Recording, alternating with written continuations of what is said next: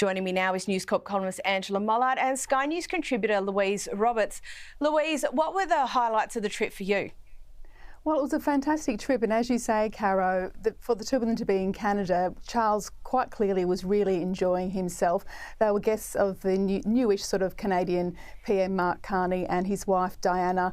It was a whistle-stop tour, which is sort of more about their reign now, sort of short, sharp tours, as it were, and some really fun moments. Charles met some sheep. He dropped a ceremonial puck for a street hockey game for a bunch of Canadian kids, and also the household staff were seen buying some maple syrup for back home, obviously at Highgrove. So overall, a fantastic trip, and the warmth and generosity of the Canadian people was absolutely outstanding.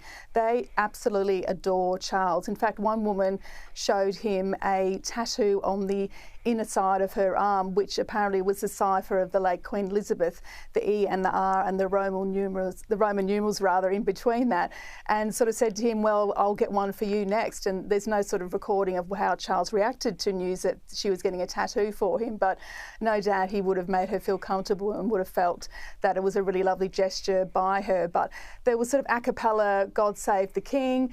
There was, thank you for coming, and lots of people sort of just so thrilled to see them. So what a great trip.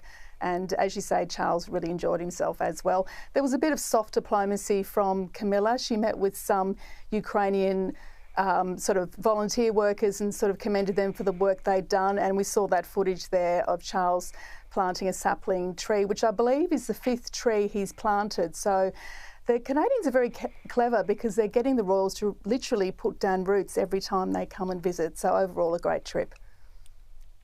Yeah, absolutely. Couldn't agree more. And Angela, what's the broader geopolitical significance of this visit? And do you think it's been achieved? Oh, hugely. It's achieved. It's stamped a foot on the Commonwealth and the power of the Commonwealth.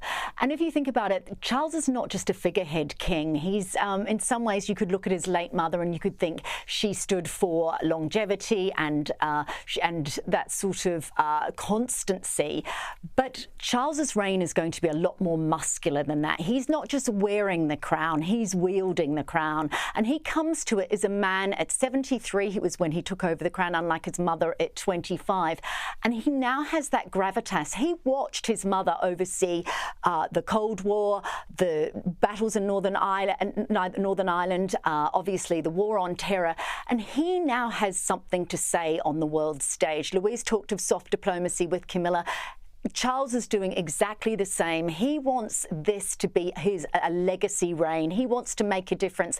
And he's not just playing it safe. We know he's already invited President Trump, who, of course, wanted to annex and still wants to annex Canada. So Charles going in there, the king, and saying, Canada is strong and free is sending a very clear signal about where his allegiances lie, and also the purpose of countries still maintaining their connection to the Commonwealth and having him as their sovereign.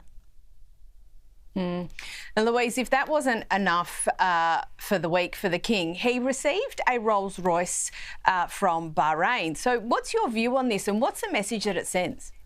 Well, this is very interesting, and it would have been a very tricky gift to negotiate. It was actually a gift for his coronation a few years back, and it's a Rolls-Royce Caroline, which is an SUV, a gigantic vehicle, very, very expensive as well, well over $500,000 Australian, and beloved of Bollywood stars and Kardashians, apparently, and apparently it's also like a rap star's dream vehicle as well.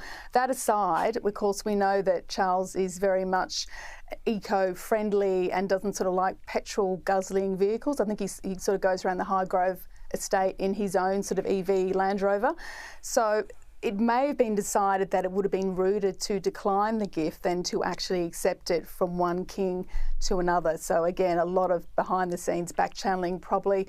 And it is a coronation gift. It isn't as though the king himself has gone out to buy this sort of Rolls-Royce. He's probably more used to a Rolls-Royce Phantom. That's more the aristocracy's vehicle of choice. So, and I don't think he'll be seen driving it, or probably even in the back seat being chauffeured in it, and it's not been seen in public anyway. It's part of the sort of official household fleet, but not Charles's personal vehicle. So he could still get some criticism over it, but it will be handled very carefully.